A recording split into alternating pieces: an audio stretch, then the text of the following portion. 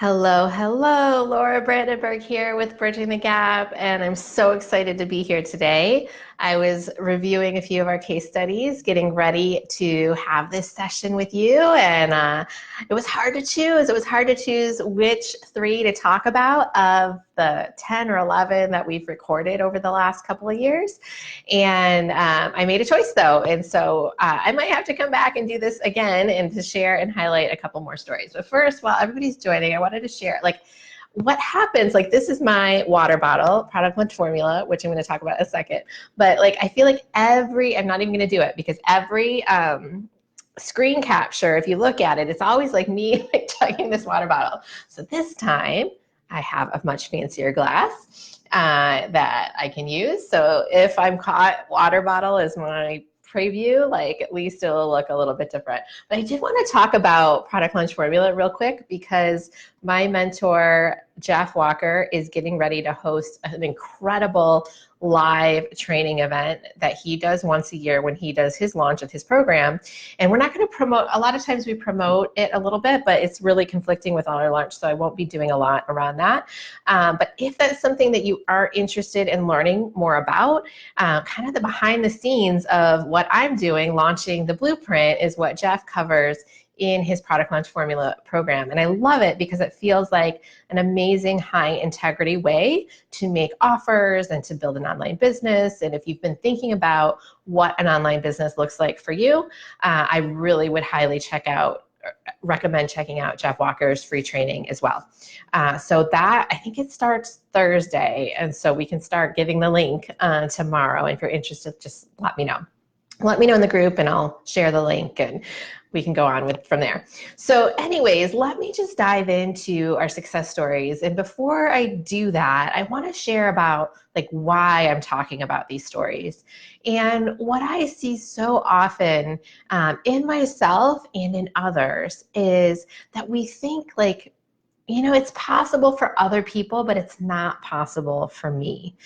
And it worked for them, but Laura, that advice, it sounds like great advice for somebody else, right? Or just this is why it's not going to work for me.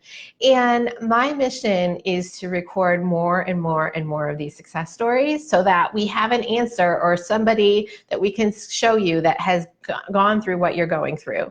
And I had a lot of internal resistance to this in the past. And it's only been this year, I think this year, that I started recording video case studies. Before that, I recorded audios, and not because people wouldn't do video. I was hesitant to ask people to do video. And so as soon as I asked people oh, hey, can we do a video? Oh yeah, no problem. It just surprised me. So, and I was, before that, even that first audio, I was oh, I don't really want to take up anybody's time. It's for them to talk about the program and they're just going to be saying good stuff about the program. And, and it just felt like too much of a take to me. And what I've seen for both our community, for the people who record the success stories, for myself, it's like a give. For instructors, our instructors have started listening to them and they feel like it gives their work more meaning and helps them see the impact that they're having. Our participants get the visibility of being shared on the Bridging the Gap platform, and often they're sharing those on LinkedIn, and it's helping them get visibility for opportunities, as well as articulate their skills. And they light me up when I read through the success stories, which I do every day during a registration period like this to keep me connected to why I do what I do. It reminds me why what we do is so important at Bridging the Gap. And so we are going to keep doing more of them. And I can't wait to be recording yours, but I'm going to share just some snapshot details of a few of them. And again, these are all recorded and they're also fully transcribed. And so if you go to the Bridging the Gap website, one of the very first posts that you'll see right now is a link to a page that has all of the case studies on it, and so you can link to those individually. They're not all on one page because they're often 20-30 minutes. And the other thing I want to say is it isn't just here's how the program helped. We do talk about that because it's part of their success, but I really want to drill into what that person did to create that success. And some of that comes through the program, some of that comes through other things that are happening. And then what held them back from that, and what what did they have to get through and where are they headed? So there's a lot of like meaty details in those stories that help people understand what it takes to get to that next level. So, hey, Sarah, it's good to see you. I'm going to actually be talking about you in a little bit. So awesome. And Sarah has a special role in our organization that I'll speak to as well. And if you're listening in and have any questions about these stories or what we're doing with the blueprint, feel free to leave a comment. And I just love to hear like name and who you are. I think it shows Sarah because we're Facebook friends, but it doesn't show me everybody else's name as they join. So please let me know where you're listening in from. Okay. Just a second. I have some notes here. Okay. So let me jump in. We're going to talk about Perry today, who was not yet really a BA and was also unemployed before he joined the blueprint. We're going to talk about Sarah, who was in a BA/trainer role and some of the benefits she found from the program. And we'll talk about Annette, who was in a senior business analyst role and moved into a management role. Because we always get that question, like, you focus on helping bees start their careers. Like, what about if I'm more senior level? Is this really for me? And there's quite a few people who have joined at a more senior level and had some benefits, significant benefits as well. But let's start with Perry first. So when I was reviewing his story today, some of the things that just jumped out to me was that he didn't feel qualified for the roles that he wanted to apply for. He had actually done 4 parts of the BCS certification, which is a certification that's really common in the UK and well recognized in the UK. But then he realized that he had kind of done that whole thing where you cram and pass the exam, but then he didn't leave with that sense of confidence or experience. And then he still went to apply for a BA role, and his words that I have copied here in my notes is, I can't do them. I don't have the practicable experience to perform these roles. And that was quite worrying. So, and Perry had also had 2 business analyst roles in the past. When I say business analyst roles, he had the title business analyst in the past, but he didn't actually have the responsibilities. And that's a common theme. Amelia McHenry had a similar scenario. We've seen a lot of people have this, like, I have the title, but I don't actually do the work, right? And so he felt like he'd spent 13 months as a project administrator and didn't really progress in his BA skill set and still couldn't apply for new business analyst roles. So what happened for him? What was the shift? What was the light bulb? So he had been following Bridging the Gap for a long time, and he had some nice things to say, like he'd been here for a long time, and then he realized that he was in this period of like cramming for these exams, but the exam prep and that kind of investment wasn't getting him to where he wanted to go. It wasn't going to actually help him apply for the jobs that he wanted to apply for. And so he stopped that, which is a big move to be at 4 out of 5 and be like, I'm going to set this goal aside and I'm going to focus on a different training program. In his case, he chose the blueprint. And he wanted that practical experience and that confidence that comes with it. And so he was still unemployed when he went through the program. He volunteered at a local charity to be using these skills. And what's interesting when you read his story is he mentioned like business process was his most, where he felt the most confidence in. He thought like, oh, I've got business process nailed, right? And he's still, and I remember him sharing this with us, like there was a way that we described how to word your business process and how to connect things. And he's like, every time I've done a business process in the past, I've struggled with this little piece and it never seemed quite right to me, but I didn't realize that this, now I know why that was frustrating, and now I won't have that frustration in the future. It was just like a little tweak, but it's something that really was an adjustment, even though that was the area he was most familiar with.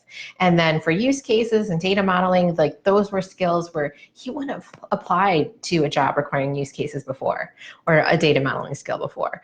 And now after the program, he really felt that he could. And shortly after finishing the program, he had 2 BA job offers in 1 week, which is a great position to be in as well. So that's my little snapshot on Perry. And hi, Aunt. Wonderful to have you here. Anthony from Southern California. Welcome, welcome. All right.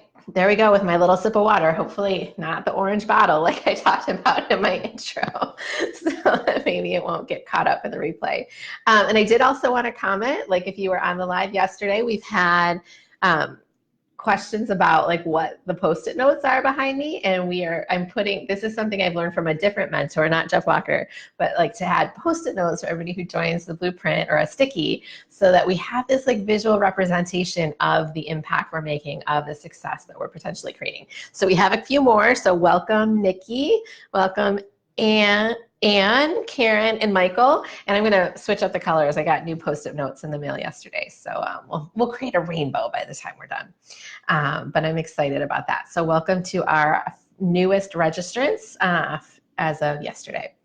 All right. So let me go back to my notes here and talk about Sara. So Sara, I think, is on. And Sara, if there's anything you want to add to your story, it's a little odd sharing your story. My next level of, I'll be honest, I shared a little bit about my own internal challenges about even recording these in the first place. My next level of growth and personal development is to actually do some of these things live with participants on the line, getting to share their stories, so I don't have to share their story for them. But that feels like a big ask for me, so I have shied away from doing it for this registration period. But Sara, feel free to share and type in anything that you would like to do, and I'd love to hear from your experience as well, and kind of the things that have happened since this, because we recorded this your success story almost a year ago now, probably. So when I was reviewing Sara's story, one of the things that stuck out to me is how she felt like she looked at things differently. So always had a question about how does this work or how does that work, and how she saw that as like a behavior trait for herself. And just like kind of the odd way of how I am, as opposed to there's an actual profession around this, right? And I wanted to learn more about that. And that shift, from what I understood, like actually happened before she joined the blueprint. Like she had seen, oh, there's this business analysis profession, and she'd gone on an information deep dive trying to learn more about business analysis, and that's part of how she discovered Bridging the Gap.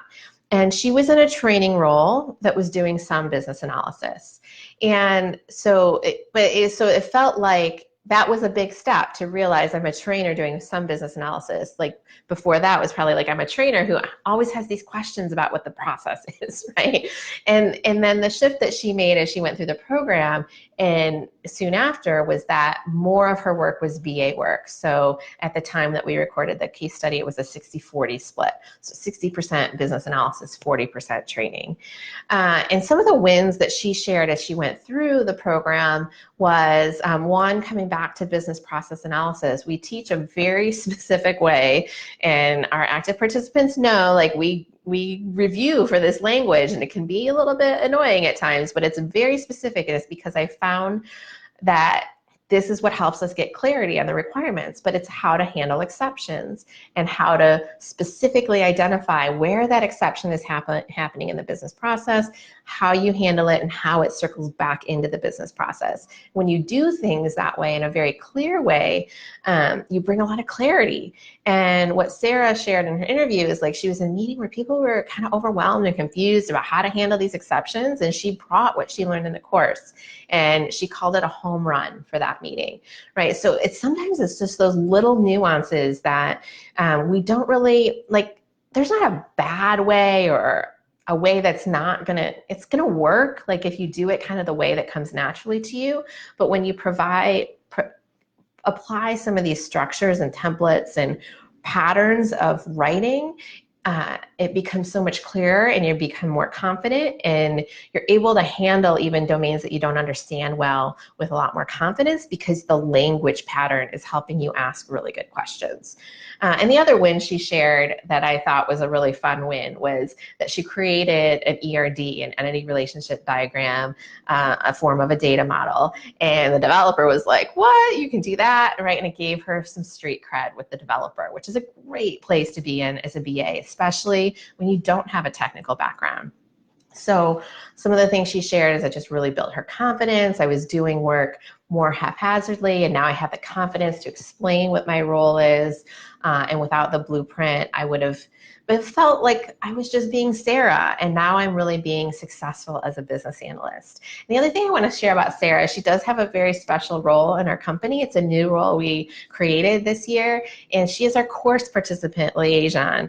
We haven't actually, I guess that would be your official title. I don't know that we've put a title around it, but for this year, for 2019. And that means she sits in on our instructor meetings. We have monthly meetings with all of our instructors who are part of our programs, as well as our course administrator, Marcy. And we discuss what adjustments we're making to our programs, what feedback we're getting from participants in the programs, what, questions that come up from instructors and how to handle different situations. And Sara helps us keep that course participant perspective in mind, right? Like, we all want the best for our course participants, and that's why our instructors do what we do, and that's why we do what we do. But it's easy as a business to lose track of the people that you're here to serve when you're in an internal meeting. And this, I'm sure you've seen this happen in your meetings. You got a product manager. What does that end user really want, right? So Sara is our essentially end user representative for the year, helping us stay accountable to what actually serves the course participants best as we make these decisions. So thank you for Sara for being here. And Sara says, hi everyone, I thought my ears were burning. Awesome. Well, I'm glad you could actually be here and hear that, and I hope that that was beneficial for you to reflect on as well, because I know you've come a long way since you joined. And if there's anything else that you'd like to share, feel free to share that in the comments. All right, and similar, anyone else listening in, if you have questions for Sara or anyone else, or for myself, feel free to leave a comment. If you have questions about the program, about something that's coming up in your BA career right now, I'd be happy to answer those as we jump off. All right, so I'm going to go to our third and final one for today, and that's Annette Richards, because Annette was a senior BA. She was actually leading a team of 4 business analysts when she started the blueprint. And she talked about how she'd always been fortunate that career moves just happened for her. She really had fallen into that particular business analyst role, and really was in a very hybrid role, doing some project management, even some assisting of developers. And then they decided she needed some help because she was too busy. And so they found people to help her, and that's how she ended up leading this small team, right? But now she really wanted to pursue her certification, and in her words, tool up. She had taken a lot of courses as part of this. She was very active in her IIBA chapter. She did a lot of self-directed learning, but she still felt like there was a gap, and she wanted to confirm that her work was in that industry standard best practice. So she was really attracted to the instructor review aspect of our program. So one of the things about the blueprint is when you go through the course, it is an intensive one-on-one review of your work from an instructor. And that might sound a little bit like overwhelming, but it's really, they care about your success, and we want your success. And we provide lots of ways for you to get the support you need to make sure that your deliverables are of great quality before you even submit them for that review. But that review and that sign off that you did this and you met industry standards, that's incredibly confidence building, right? Because just like Perry mentioned, you can learn and learn and learn and learn. You can pass an exam, multiple choice exam. You can, in Annette's case, she had done a lot of self-directed learning, but she still had doubts, was I doing it right? And so when she got those reviews and that sign off, it just raised her confidence through the roof. And so when the opportunity came for Annette to move into a management role, which she says just happened, but I would encourage you to listen into her success story about how this just happened, because I really do believe she's unconsciously taking very specific actions that you can repeat for yourself too, if moving into more of a leadership role is something you want. But when that opportunity did come for her, she knew she was ready. And so it was actually, she saw it as an opportunity to flex that muscle and demonstrate everything that she had learned through the course by now training others, because she was really being put in charge of creating a business analysis department from the ground up. It was being staffed with entry-level business analysts that had business knowledge and background in her organization, but not business analysis knowledge. And she wanted that confidence that she was teaching them right and not just, as her word, she called them creating mini-me's. So she stepped into that role. And she was also told by her manager that she couldn't do the work. Like, you are responsible for the work that these BAs put out. You're accountable for their work product, but you cannot do the work. You need to learn to set up the structures and the practices for them to do the work. So it was really like the next level, and having that confidence that she'd gotten through the program really set her up for success in that. So those are some of the stories that we have. I will leave a link to all the success stories in the comments here so that you can see that as well. If you have any questions, feel free to reach out to me. Feel free to reach out to a lot of those participants have left their LinkedIn profile link on their success story. We always ask for permission before we do that. So it's a great way to connect with them as well if you want to ask them a question. I can't guarantee that they'll check their LinkedIn messages and get back to you, but I know for sure that, like, the last time we shared Annette's success story, she had some people reach out to her and she was really excited about that. So most of them are often willing to connect with you and share a little bit more about their experience or answer questions that you might have. And Sue, hey Sue, great to see you. Sue's part of our Circle of Success, so great to see you here, Sue. Great success stories. Thank you for sharing. You're welcome. Thank you for being here. And I hope your job interview is going well, or I hope that job application is going well, and I've been rooting for you. All right, so that's what I have today. I'm so excited to be in this phase of the registration period of the blueprint, to have welcomed a few new people, and would love to have you join as well. If there's any questions you have or concerns you have about how this would be relevant for you, feel free to reach out to me through the Facebook group or email us individually at info@bridgingthegap.com, and either myself or somebody on my team will make sure that you get an answer to your question. And we've got a great support process. We've answered lots of questions already, and we have some great resources that we can share with you. So again, I'll just close with my ending mantra. We build our profession one business analyst at a time. Thank you for being here. Thank you for taking the next step in your career, whatever that looks like for you. And we build our profession one business analyst at a time, and success starts with you. So thank you so much, everyone. Have a great rest of your day.